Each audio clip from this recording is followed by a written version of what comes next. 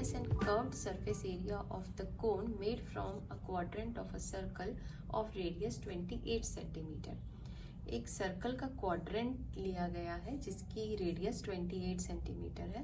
Quadrant of a circle का मतलब पता है आपको, एक सर्कल का 1/4 पार्ट होता है। जैसे ये एक सर्कल है और इसका अगर ये 1/4 पार्ट लें हम, ये वाला इतना सा पार्ट, तो यही क्वाड्रेंट हो जाता है।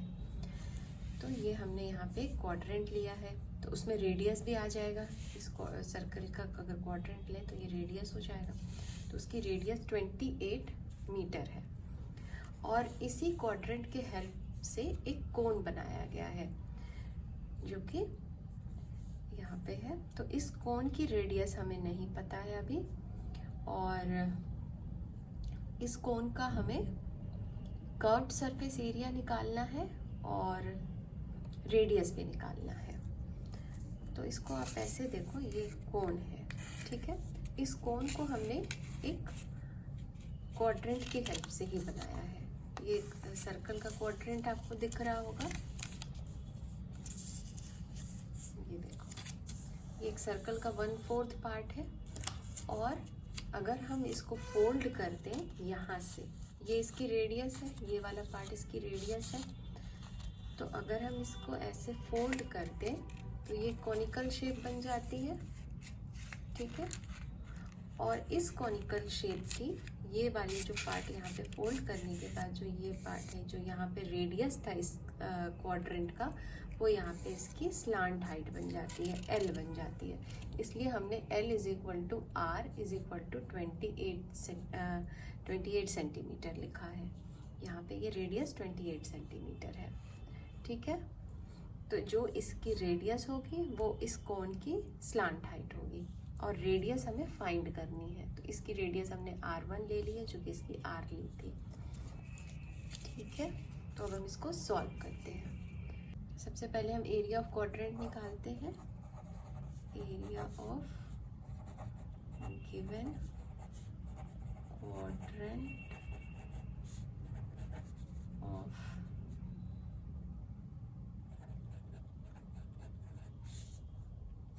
= 1/4। एरिया ऑफ सर्कल का फॉर्मूला πr² होता है। उसका सर्कल का 1/4 पार्ट है, इसलिए हमने 1/4 लिया है। तो 1/4 × 22/7 × 28 × 28, क्योंकि यहाँ रेडियस 28 है। तो 22 × 28 हमारे पास बच गया, और इसको जब हम मल्टीप्लाई करेंगे तो हमें वैल्यू आ जाएगी 616 centimetre square. Here the cone is made of the quadrant of a circle. ये कोन किससे बना है? ये क्वाड्रेंट ऑफ सर्कल से बना है। So the curved surface area of कोन, इसका कर्व्ड सरफेस एरिया और इस क्वाड्रेंट का एरिया, दोनों का एरिया सेम होगा। तो यहाँ जो हमने 616 सेंटीमीटर स्क्वायर निकाला है, यही कोन की भी एरिया हो जाएगी। So curved surface area of cone = 616 centimetre square. तो इस क्वेश्चन का जो ये वाला पार्ट है, ये हमने यहाँ सॉल्व कर लिया। अब हमें रेडियस निकालना है। तो curved surface area of cone = 616 centimetre square. तो curved surface area of cone हम क्या लिख सकते हैं? πr/L = 616। तो पाई के लिए 22/7, r तो हमारा r ही रह जाएगा, r हमें निकालना है। और L स्लांट हाइट हमने यहाँ देखा 28 सेंटीमीटर हो जाता है, क्योंकि इसका स्लांट हाइट और इसकी रेडियस दोनों सेम है। 616 इसको हम यहाँ पर डिवाइड करेंगे तो 7 4 28 हो जाएगा, और r = 616/22 × 4 हो जाएगा।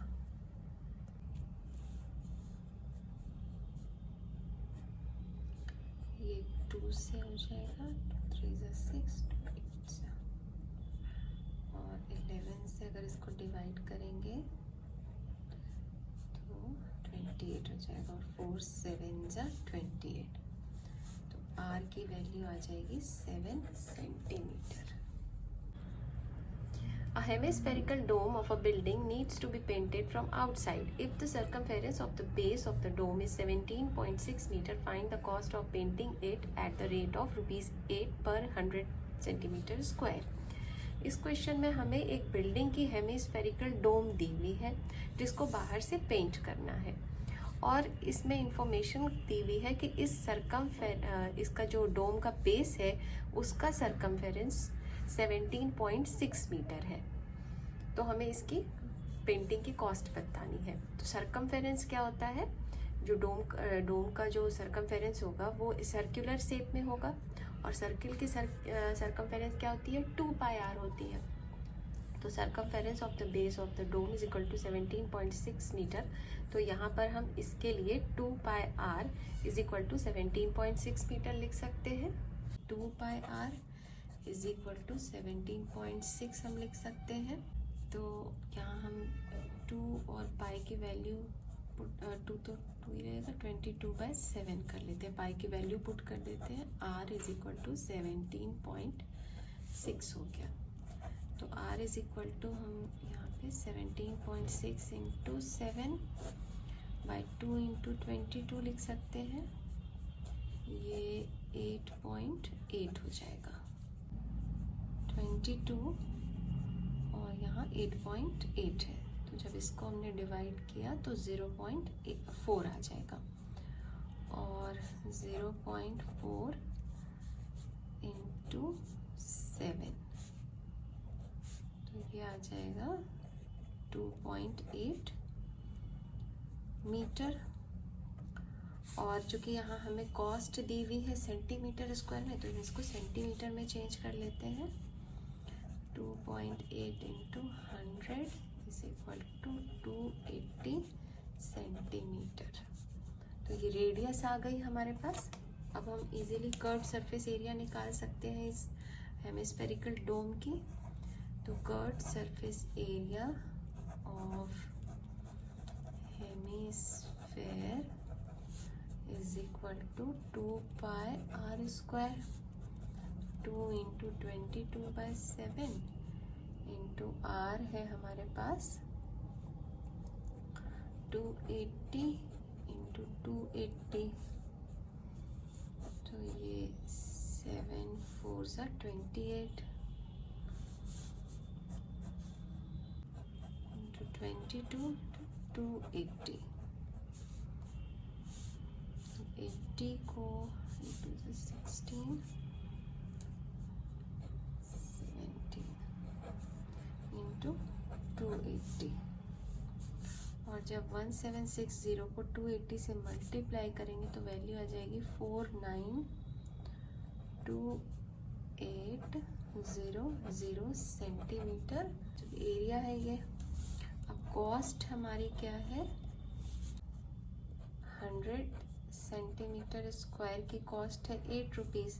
तो 1 सेंटीमीटर स्क्वायर की कॉस्ट है 8/100। और यहाँ पे जो गिवन वैल्यू है इसके लिए यहाँ पे अगर हम निकालेंगे तो इसको मल्टीप्लाई कर देंगे तो ये हमारी जो टोटल कॉस्ट है वो निकल आएगी। तो इतनी जो एरिया है 492800, इसको हम 8/100 से मल्टीप्लाई कर देंगे तो हमें टोटल कॉस्ट निकल आएगी।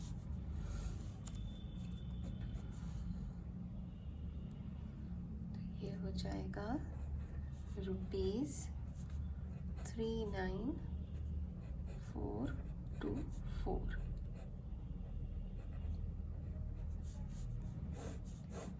यही इसकी कॉस्ट हो जाएगी पेंटिंग कराने की। Question number 19th. Two solid spheres made of the same metal have weights 5920 gram and 740 gram respectively. Determine the radius of the larger sphere if the diameter of the smaller one is 5 centimeter. यहाँ पर हमें 2 spheres दिए हुए हैं, solid spheres दिए हुए हैं जो कि सेम मेटल से बने हुए हैं।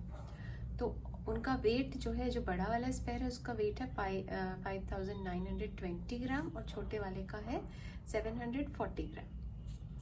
यहाँ हमें रेडियस निकालनी है लार्जर स्फेयर की, बड़े वाले स्फेयर की।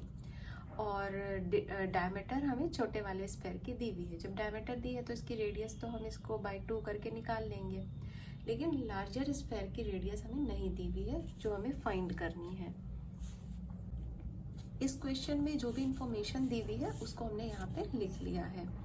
Given weight of large solid sphere, तो यहाँ हमने कैपिटल M यूज किया है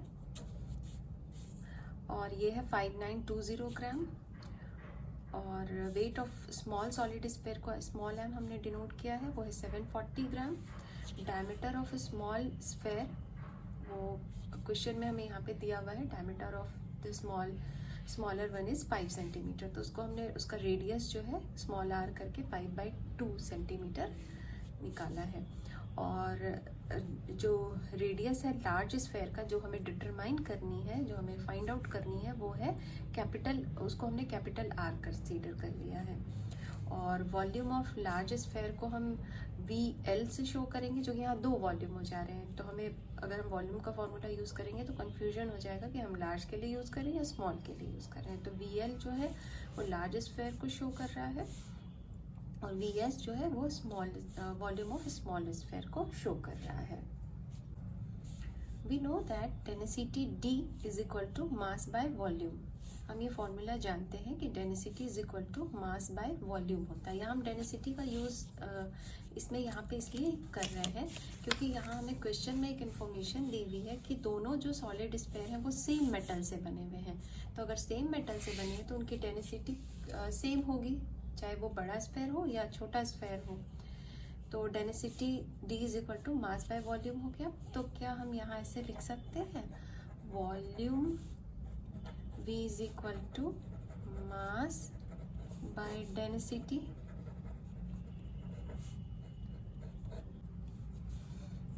now VL is equal to, VL जो लार्ज स्फेयर है उसकी वॉल्यूम के लिए हम लिखेंगे, तो उसका मास हम यहाँ पे लिखेंगे। तो जो लार्ज स्फेयर है उसका मास है 5920 ग्राम,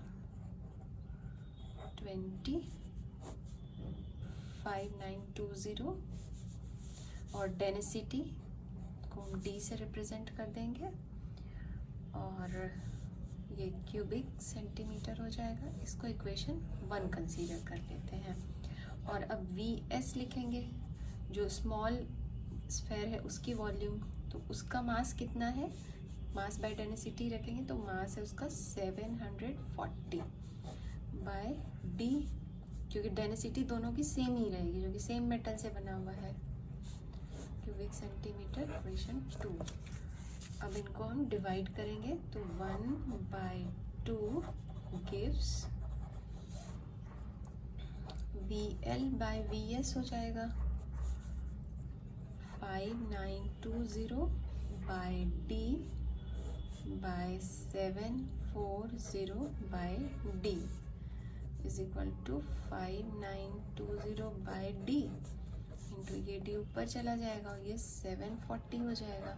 ये D कैंसिल आउट हो जाएंगे क्योंकि डेंसिटी दोनों मेटल की सेम रहेगी। तो VL by VS is equal to 5920 by 740। यहाँ पे हम लिख भी देते हैं density of both sphere is same. और इसको हम अगर डिवाइड करेंगे तो ये यहाँ पे 8 हो जाएगा। तो VL बाय VS 8 हो गया और VL by VS is equal to 8। अब यहाँ पे हम VL मतलब ये लार्ज स्फेयर की वॉल्यूम है, तो हम यहाँ पे लिख सकते हैं वॉल्यूम का जो फॉर्मूला होता है 4/3 पाई, और यहाँ हमने इसके लिए क्या रेडियस लिया था, कैपिटल R लिया था। Radius of large sphere capital R लिया था, कैपिटल R क्यूब लिख सकते हैं। और स्मॉल वाले के लिए 4/3 पाई R क्यूब, यहाँ इसके लिए स्मॉल हमने लिया था, ये 8 हो जाएगा, तो ये 4/3 कैंसिल हो जाएगी, पाई भी कैंसिल हो जाएगी, तो r³ हो जाएगा। r³ is equal to 8 into small r³ लिख देते हैं। r³ is equal to 8 into, और स्मॉल r की वैल्यू कितनी है यहाँ पे, रेडियस ऑफ स्मॉल स्फेयर 5/2 है, वही हम यहाँ पे पुट कर देंगे। 5/2 इंटू 5/2 इंटू 5/2, तो यहाँ 2 2 ज़ा 4 2 ज़ा 8 हो गया, तो ये कैंसिल हो गया। तो r³ is equal to 5 to the power cube, 3 times 5 है, तो r इज इक्वल टू 5 हो जाएगा। तो रेडियस ऑफ लार्ज स्फेयर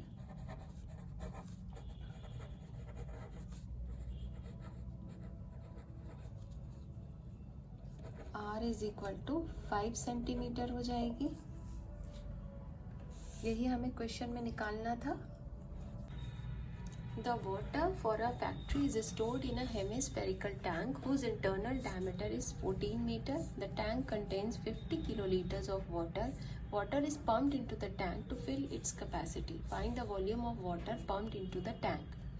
इस क्वेश्चन में एक हेमिस्फेरिकल टैंक है जो कि एक फैक्ट्री का है। The water for a factory is stored in a hemispherical tank. किसी फैक्ट्री के लिए जो पानी है वो एक हेमिस्फेरिकल टैंक में रखा जाता है, जिसका इंटरनल डायमीटर हमें 14 मीटर दिया हुआ है इस टैंक का। The tank contains 50 kilolitre of water, और इस टैंक में पहले से 50 किलोलीटर वाटर है, और इस टैंक में थोड़ा पानी और डाला जाता है। इतना पानी डाला जाता है कि इसकी ये टैंक पूरी तरह फिल हो जाता है, मतलब इस टैंक की जितनी कैपेसिटी है उतना पूरा ये फिल हो जाता है। तो हमें इस टैंक की वॉल्यूम पता करनी है। Find the volume of water pumped into the tank. इस टैंक में कितना पानी डाला गया उसकी वॉल्यूम हमें पता करनी है। अगर हमें इस टैंक की पूरी वॉल्यूम पता चल जाए और उसमें से हम ये वाला जो 50 किलोलीटर वाटर है जो पहले से इसमें है उसको सब्ट्रैक्ट कर दें, तो हमें इसमें कितना पानी डाला गया है उसकी वॉल्यूम पता चल जाएगी। तो यहाँ पर इस क्वेश्चन में डायमीटर कितना है इस हेमिस्फेरिकल टैंक का, डायमीटर है यहाँ पे 14 metre. Diameter is equal to 14 metre. तो रेडियस कितनी हो जाएगी इस हेमिस्फेरिकल टैंक की, 14/2 is equal to 7 metre. Volume of hemispherical tank, volume of hemispherical tank is equal to 2/3 pi r³ होती है वॉल्यूम हेमिस्फेयर की, तो 2/3 इंटू 22/7, और r यहाँ पे हमने 7 निकाला है रेडियस, तो 7 इंटू 7 इंटू 7, ये 7 कैंसिल हो जाएगा, तो ये 2 2 ज़ा 44, 2 2 ज़ा 4, 2 2 ज़ा 4, then 44, और ये 7 7 ज़ा 49/3, और इनको मल्टीप्लाई करेंगे तो 2156/3 आएगी, और इसको जब हम 3 से डिवाइड करेंगे तो 718.67 क्यूबिक मीटर हो जाएगा, क्योंकि ये वॉल्यूम है। तो volume of water pumped into the tank, volume of water pumped into the tank is equal to क्या हो जाएगा, ये total volume I 718.67 cubic metre है, सॉरी ये यहाँ पे क्यूबिक मीटर है, तो हमारा जो ये वाला वैल्यू है ये किलो लीटर में है, तो यहाँ पर हम इसको किलो लीटर में चेंज कर लेते हैं। तो देखो 1 kilo litre is equal to होता है 1000 लीटर, और 1 cubic metre is equal to 1000 litre. ठीक है, ये भी 1000 लीटर, ये भी 1000, तो हम ऐसा कह सकते हैं कि 1 cubic metre is equal to 1 kilo litre. ठीक है, तो इसलिए हम 718.67 क्यूबिक मीटर के लिए यहाँ पे 718.67 किलो लीटर लिख सकते हैं, क्योंकि ये दोनों यूनिट 1 क्यूबिक मीटर के लिए 1 किलो लीटर, तो यहाँ ये क्यूबिक मीटर था तो इसको चेंज करके हमने किलो लीटर में लिखा। और चूँकि ये तो 50 किलो लीटर तो यहाँ पे है ही, अब दोनों की यूनिट सेम हो गई, -50 इज इक्वल टू ये हो जाएगा 668.67 kilo litre. A cone of maximum size is carved out from a cube of edge 14 centimeter. Find the surface area of the cone and of the remaining solid left out after the cone carved out. एक यहाँ पे cube लिया गया है जिसका as है 14 centimetre, ठीक है, और उसमें से कार्व करके मतलब कटिंग करके एक कोन को निकाल लिया गया है। ठीक है, तो ये कोन निकाला गया तो यहाँ पे गैप बन जाएगी। ठीक है, और ये जो कोन यहाँ से निकाला गया तो ये मैक्सिमम साइज लिया गया है, इस जो भी ये क्यूब था उसका पूरा मैक्सिमम साइज लिया गया है। Find the surface area of the cone and remaining solid left out after the cone carved out. जब इस कोन को कार्व करके निकाल दिया गया तो कितना सरफेस एरिया हमारे पास बच गया है वो हमें निकालना है। और सरफेस एरिया ऑफ कोन, ये वाली जो कोन कटिंग होने के बाद बाहर आई है उसका भी हमें सरफेस एरिया निकालना है। तो इस क्वेश्चन में हमें क्या क्या इन्फॉर्मेशन दी हुई है। डायमीटर ऑफ कोन, यहाँ पे क्वेश्चन में दिया है डायमीटर ऑफ, नहीं कोन का डायमीटर नहीं दिया है, हमें सिर्फ एज दी हुई है इस क्यूब की। तो ये 14 सेंटीमीटर है, तो इधर भी 14 सेंटीमीटर होगी। और इस कोन का जो ये बेस एरिया है ये अगर हम देखें, क्योंकि ये मैक्सिमम साइज लेना है तो पूरा यहाँ से यहाँ लिया गया है, तो इसका डायमीटर क्या हो जाएगा, यहाँ से लेके यहाँ तक। ठीक है, तो ये 14 diameter of cone is equal to edge of cube, इस क्यूब की एज दोनों इक्वल हो जाएगी, तो ये 14 सेंटीमीटर। तो रेडियस कितना हो जाएगा उसका आधा, यानी 14/2 is equal to 7 centimetre. Height of the cone वो भी पूरा आ जाएगा, इस क्यूब की जो एक एज है, एज ऑफ क्यूब 14 सेंटीमीटर, तो ये जो हाइट हो गई, ये वाली हाइट ये 14 सेंटीमीटर हो गई। अब ये वाली हाइट भी आ गई, तो अब हमें क्या चाहिए, हमें स्लांट हाइट L चाहिए। तो slant height of the cone क्या होता है, L is equal to R² plus H²। यहाँ पे R की वैल्यू है हमारी 7, तो 7² प्लस H की वैल्यू है 14², 49 प्लस 196 इज इक्वल टू 245। 245 को अगर हम फैक्टराइज करेंगे तो 577 आ जाएगा, 5 × 7 × 7 आ जाएगा। तो L इज इक्वल टू हम 7√5 लिख सकते हैं, 7/5 सेंटीमीटर।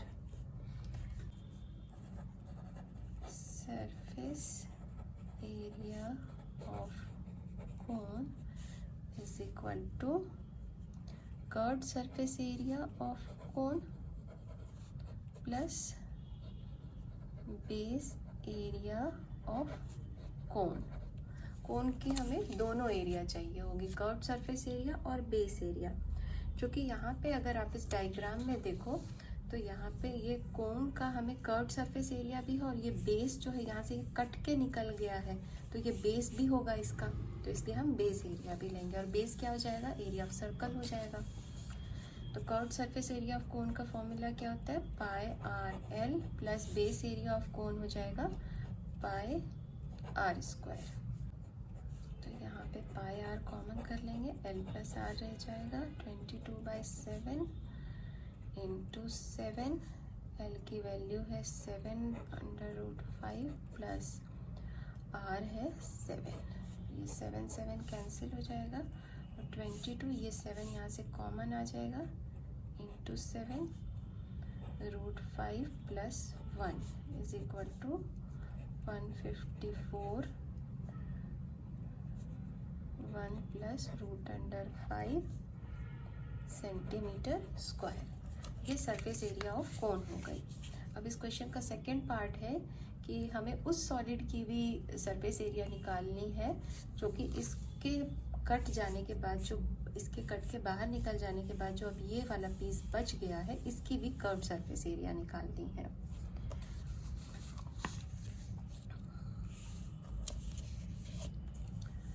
तो total surface area of remaining solid, इसकी सरफेस एरिया कितनी हो जाएगी? ये जो सरफेस एरिया ऑफ क्यूब है, ठीक है, वो हो जाएगा। और उसमें क्या ऐड होगा?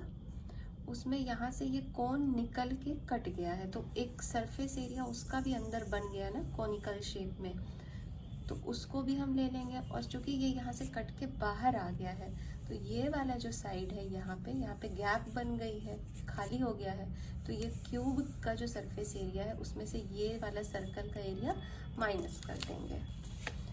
तो total surface area of remaining solid क्या हो जाएगा?